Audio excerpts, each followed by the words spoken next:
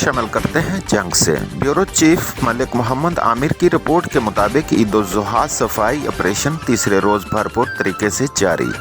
सुथरा पंजाब एजेंसी जंग की जानिब से चारों तहसीलों में पहले 2 रोज़ में 4,576 टन अलाइशों को ठिकाने लगाया गया।